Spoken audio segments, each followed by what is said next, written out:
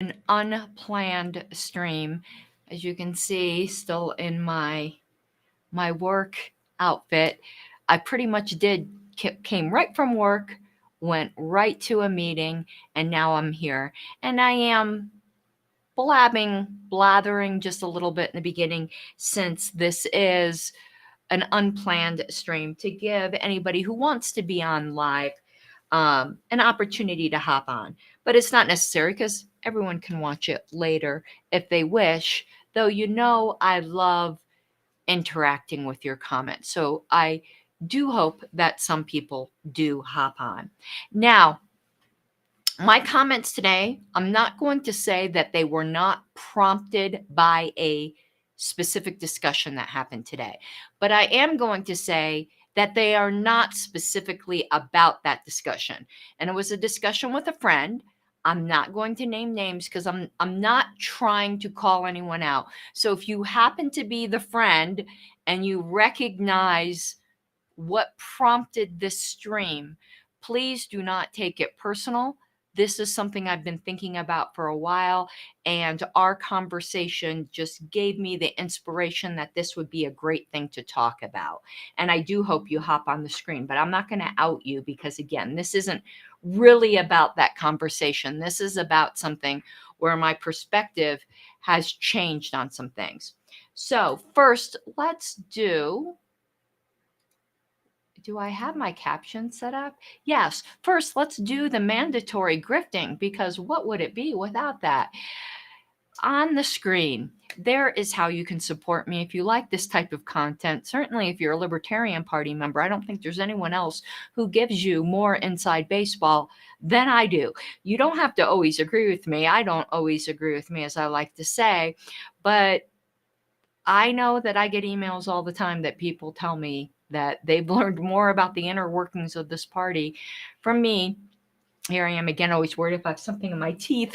I'm so paranoid. Hold on. Nope. Always got to check the mirror. Now you all know my phobias is always having something in my teeth. I need to sell a t-shirt that says, do I have something in my teeth? But yes, if you enjoy this type of content, if you like learning things that are real difficult to learn unless you get to hear it from an insider, or you do these types of things yourself. So if you enjoy this type of content, which is very niche, but I think also not really duplicated anywhere else, please consider supporting me on Patreon. I cannot even tell you how much I appreciate it. And I am at one of those, lower points in the mood cycle where it would certainly boost my spirits, but not trying to guilt you. That sounded awful, like guilting you. Not trying to do that. If you can, I would appreciate it, but I also understand if you can't. It's a really rough financial time. So let's just get right into it. And please do. Hey, Winrich, so nice to see you. I just saw your comment about Paulus on the Colorado Discourse, and I laughed. Anyway, so here's what I wanted to talk about tonight. And I do want your comments. No haircut. I have it in a ponytail. I'm from work. This is my professional look. I haven't bothered to take my ponytail down, that's all. Or the little, I don't even think you could call it a ponytail, the little nub. The little nub. But the realities of being in a political party and my views on this have changed. And I'm going to say something. Poor Mike Seebeck didn't realize, and you people in Colorado, Mike, that something he said to me, God, how many years ago now? 2015, 7 years ago, that I would still remember, and I would still be thinking about it. What Mike Seebeck said to me, this isn't going to be an exact quote, but it's going to be pretty close to an exact quote. It was, "You poor thing, this party is going to chew you up and spit you out," because he saw how I take everything in. and I put my whole heart into everything, and I don't put up the appropriate barriers sometimes. And yes, I got a heater going on in the background here. You can take the girl out of Florida, but you can't take the Florida out of the girl. And I think about that quote. I think about what he said to me so many times. And I learned also at one point that there was a running bet on how long it would last before I burned myself out. Apparently, I beat the odds on that. I think the bet was 5 years. I'm now going, I think, on my set. I joined the party in 2014, so I'm not good at math. I'm going on my 8th year, so I'm doing much better. But the realities of being in a political party is we agree on some things. Particularly as libertarians, we agree on some pretty big things. Like there shouldn't be coercion. That's a big thing. But just because you agree politically with some people doesn't mean they're your friends. And I had to learn that the hard way. And I'm not saying you can't have friends in the party. Again, even though I was burned by some people last year that I thought were some of my best friends that I trusted, that hasn't soured me on having friends in the party. I have friends in the party. But what I have been cured of thinking is that everyone in the party is your friend because you agree on politics. And it's also cured me of thinking that everybody in the party should be friends. That's just impossible. But it's more than impossible. When you say that sort of thing, you're actually gaslighting people and saying that there's something wrong with them, that they are being divisive, that they are infighting. That word needs to die in a fire screaming for its mama. If they just don't think everyone in the party is their friend. If we are all honest with each other here in this conversation, there are people in this party we can't stand. And that's okay. We would be a cult if you thought that you had to love and be friends with everyone in the party. That's just not possible. We agree on some broad outlines. That doesn't mean personalities are going to match. Neither does it mean goals are necessarily going to match. For instance, the whole idea that we believe that all interaction should be voluntary. Well, there could be a group of 20 libertarians over there who say, great, us 20 want to set up a little mini state where we will all agree that taking drugs would be punishable. And we agree on this, and we would voluntarily agree to submit to any punishment. I have nothing in common with those people. And in fact, I would think it's kind of gross. And I'm probably not going to get along with them, even though what they're doing is completely voluntary. They're not going to be my friends. I don't want to live in their neighborhood. And there's nothing wrong with that. And I'm starting to really detest these conversations where if you dare to complain about another libertarian at all, whether you're justified or not is irrelevant. What you get spewed back at you is all we do is fight, infight. There's nothing wrong with that. We are going to disagree on things, and shaming people for disagreeing on things is gaslighting them. I'm sorry, it is. We are not a cult. We are not a family. And even families don't all like each other. And it's okay if you don't think everyone in the Libertarian Party is the best person in the world. It's like my pastor once said, and people hear me say this quote a lot, but it obviously resonates with me. When an asshole becomes a Christian, they don't automatically stop being an asshole. They just become an asshole with a Bible. When an asshole becomes a libertarian, they just become an asshole that doesn't believe in state force, but they're still an asshole. being an asshole and being a libertarian is not mutually exclusive. I think we all have personally experienced that. And to tell everyone in the party that they've got to be friends with someone they think is an asshole is gaslighting them. Now, that doesn't mean, now I'm going to get to part two, that we should be abusive to each other. Sometimes the best thing you can do for somebody in the party is to just pretend like they don't exist. If you don't like them, don't talk to them, stay out of their way, and you guys go and do liberty. But there will be times when there will be differing visions on how to do that. And arguing about that is okay. To try to silence that by going, oh my God, all the infighting, that is manipulative. And I know I've done this myself, but we are going to have different visions. But what prompted this today? And again, I'm truly, truly sorry if the person I had this discussion with feels singled out. That's not my intention. But what prompted this today is I just happened to just mention, because I know people don't know everything that goes on, is as an officer of the LNC, and I've been an officer of the LNC since 2018, the emails sometimes we get are quite special. And, we get angry emails, and you want to know what? That's understandable. Like, I got a really angry email earlier today. It wasn't abusive, though. Being angry is not being abusive. But about 2 hours before that, I got an abusive email. A bunch of us did. Not the entire LNC, but a bunch of us did. And there's no excuse for that.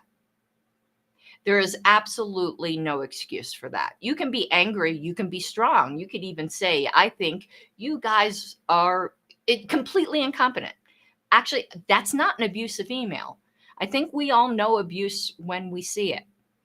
And every LNC gets its fair share of abusive emails. We aren't the first one to get abusive emails. Last LNC, the LNC before that, and I'm sure, listen, I work in the historical archives.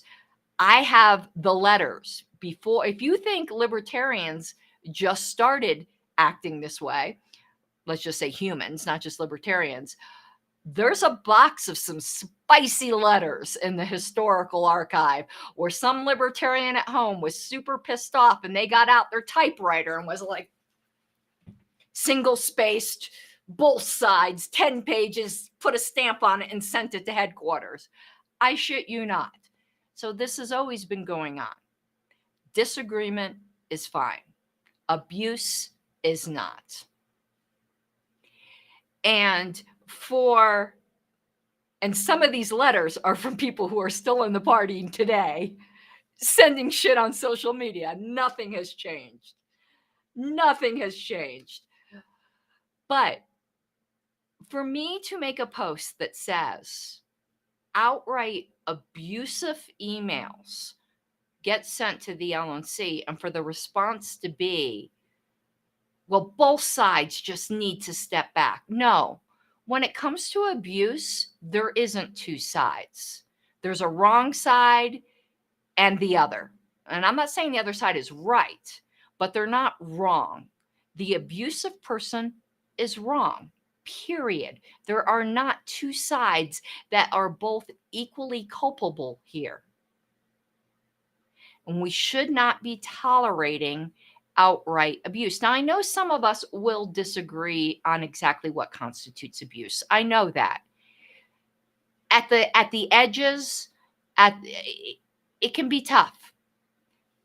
But at the extremes, I think we all know when there's abuse.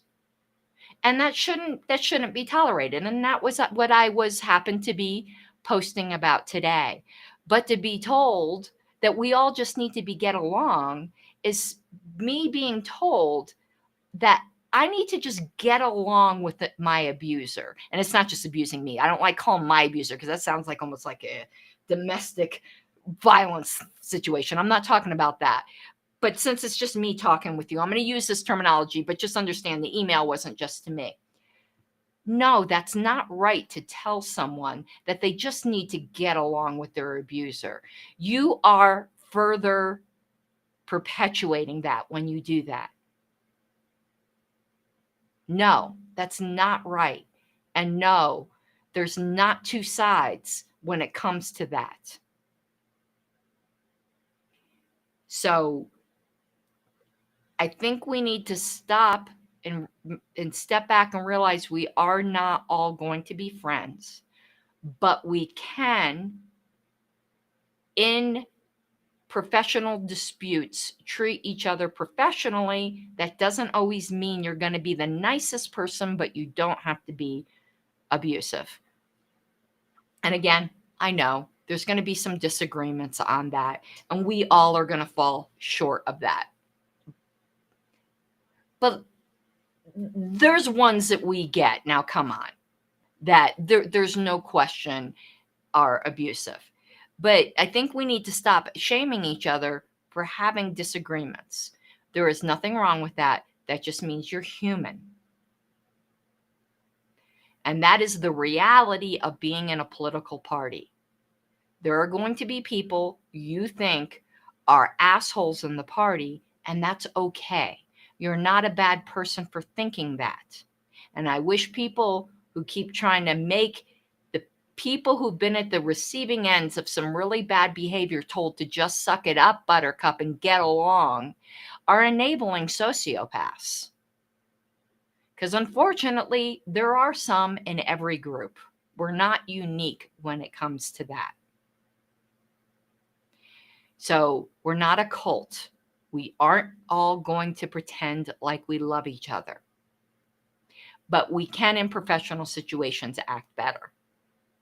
Now, second part of today's TED Talk, where I said, no, you don't get to rewrite the narrative. So there was another comment today that said, for the past 5 years, a certain group of people is all they've been doing is attacking everyone else. And now you're upset because the LNC is getting nasty emails.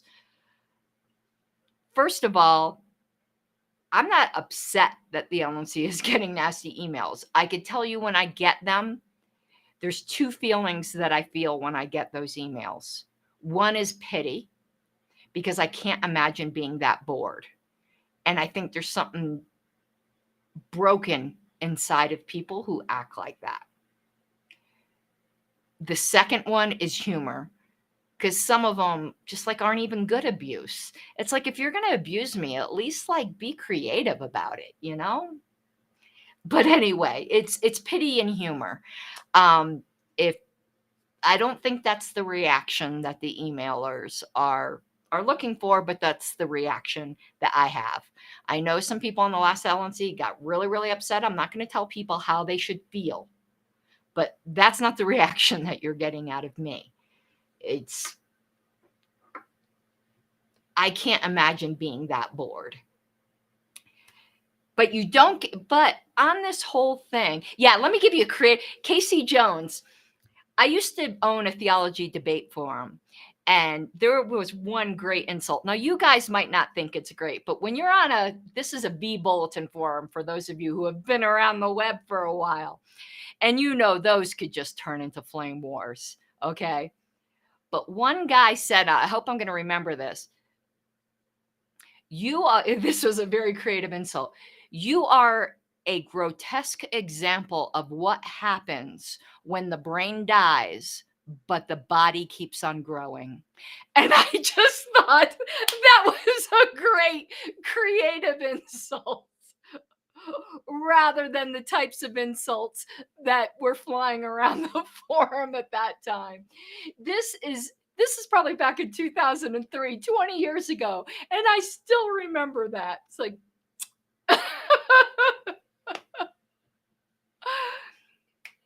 but back to, no, you don't get to rewrite the narrative.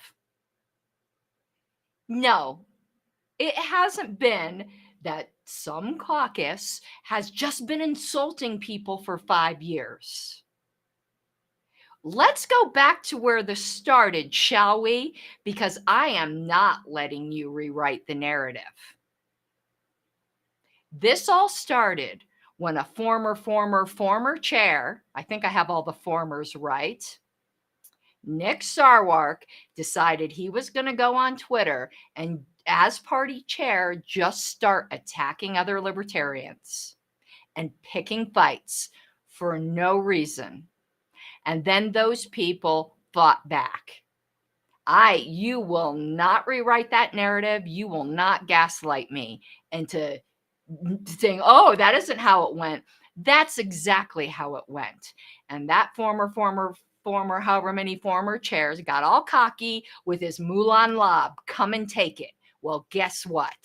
The people that he used his position of power to call all kinds of defamatory names came and took it, just like he invited.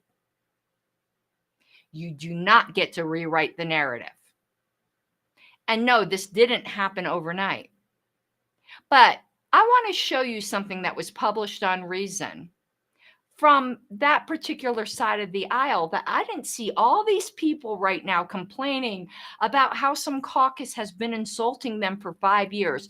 I want to go back in time. See, because Pepperidge Farm remembers, and there wasn't some big outcry about this being published in Reason.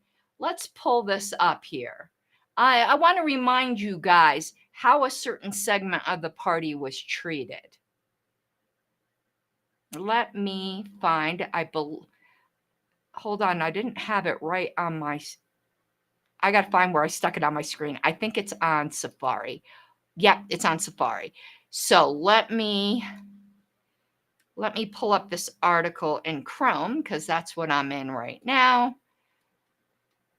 And some of you, this may be the first time that you've ever seen it.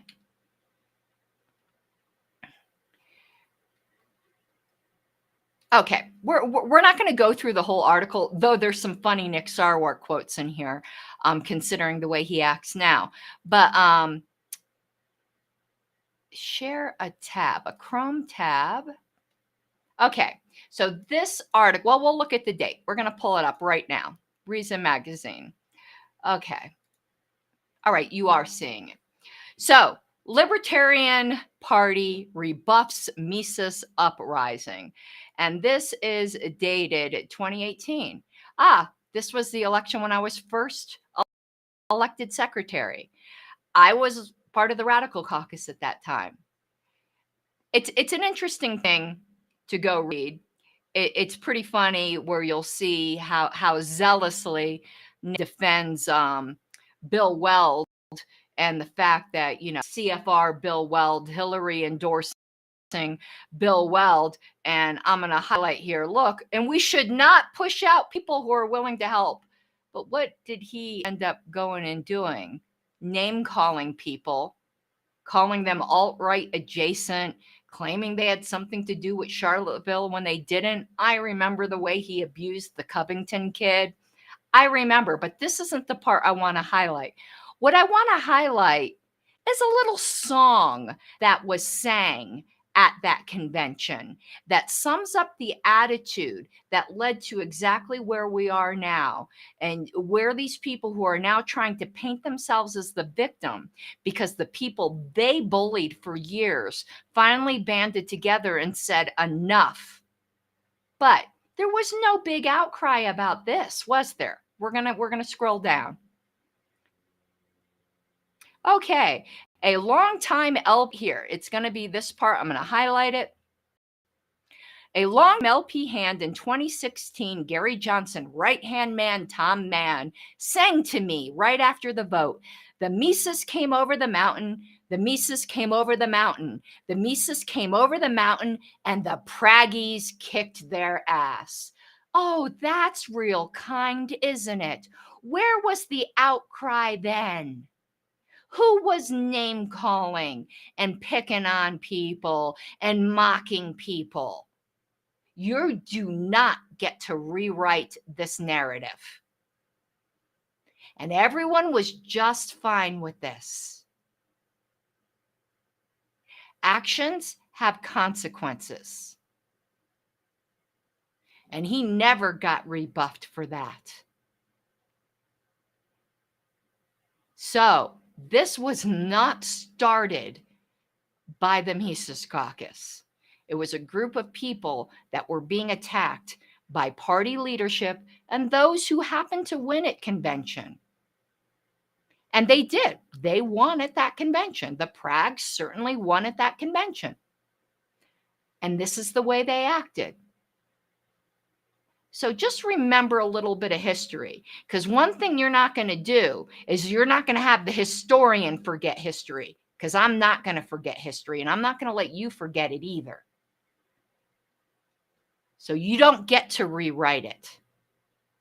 There was a fight picked with a certain group of people who happened to be in the minority at that time, and it was gleefully done by party leadership and by people who were on presidential campaigns. And when those people finally organized and said, we had enough, then you're gaslighting them and saying that they started all this. No, they didn't. It is time for it to end and for us to have legitimate disagreements. But I do wish all of this nastiness would end. I do. But you're not going to gaslight me into saying you just take it, or it's infighting and you're bad. That's not the way the story went. This is how the story went. And I can tell you, as I said, at the time I was not a Mises Caucus member. I was very active in the Radical Caucus. And what the radicals were told for years is, you guys lost at convention. Suck it up, Buttercup. You win some, you lose some. Try again next time. And the gentleman's understanding that there always was the radicals were expected to support whoever legitimately won at convention. And that if the radicals ever got enough numbers where they won at conventions and the tables were turned, the other side would do the same. That was the alleged understanding everyone had in the party, but we see how that works out. It's let's get along and let's get along as long as you do it my way.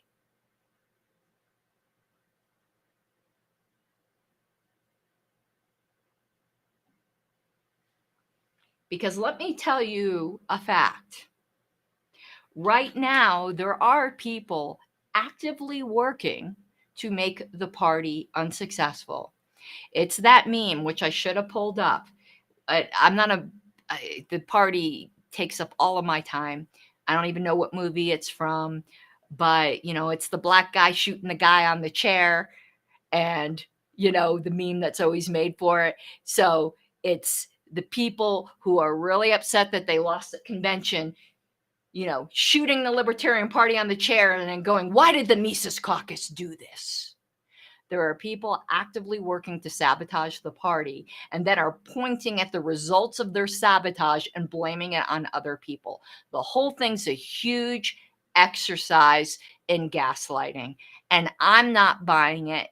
And as long as I have a voice, others aren't going to buy either. And that's not to say that there aren't people on any particular debate who are behaving badly. There are no angels or demons, as I often like to say.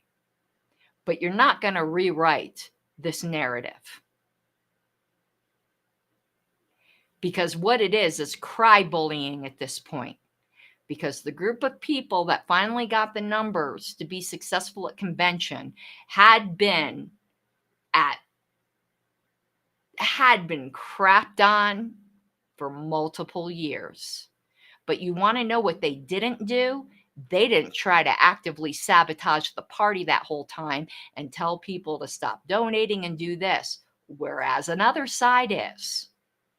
And everyone knows who knows me, who's followed me, even after the utter corrupt bullshit that the party did to me last year, I never tried to sabotage the party. I still actively fundraised. So if you want to talk about kumbaya and we all need to get along, that's the type of all get along. Is continue to build the party and realize, yes, you win some, you lose some, but you don't try to burn the building down because you didn't like that you're not sitting in a certain seat at a particular moment. I am tired of this rewriting of the narrative and I'm not putting up with it. So that's everything I wanted to say. I'm going to scroll through comments, see if anyone else has anything else they'd like me to address. If you have any, this is kind of now a general chit chat. If you have anything, that I can address, just throw it in chat. And of course, as I always say, all super chats matter. I don't know if I'll be streaming tomorrow. I have another meeting tomorrow. I'm also running up against a auto approval deadline for minutes. Piece of inside baseball, because you want to talk about the way people used to get abused. There was a certain group of people who used to say about me, "Oh my God, she's always late with the minutes." No, I wasn't. There's two deadlines for minutes. There's the auto approval deadline, and then there's the hard deadline. And what auto approval is it saves time at meetings. If you get them done within a certain very short period of time, you put them on the list. If there's no objections, they're considered automatically approved. No vote needed. It's in our policy manual. But if you don't get it done within that very short period of time, then they just get approved at the next in-person meeting. As long as you have them done by then, they're not late. But, those types of false accusations were just thrown all over the place.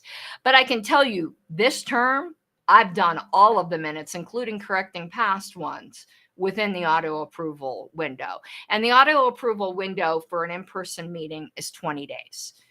For those of you who go, "Oh, that's plenty of time." Do you want to know how long it takes to create a set of minutes for an in-person meeting, at least to do it right? It takes me about 40 hours. Now tell me, with a full-time job and being all the other duties on the LNC and everything else I do, if you think 20 days is a super long period of time to do such a big project. But I've done it this whole term. I'm going to do it again this term. So I probably will not be live streaming until those minutes are done, because those minutes are now my priority. And I see Alabama in the house. Let's see here. Yeah, I know. The talk of Polis as being libertarian-ish makes it sound like he didn't shut down Colorado. This rewriting of history with Polis, too, is freaking gross. And there was actually somebody on the Book of Faces the other day who was saying, "Oh, maybe he should be our presidential nominee."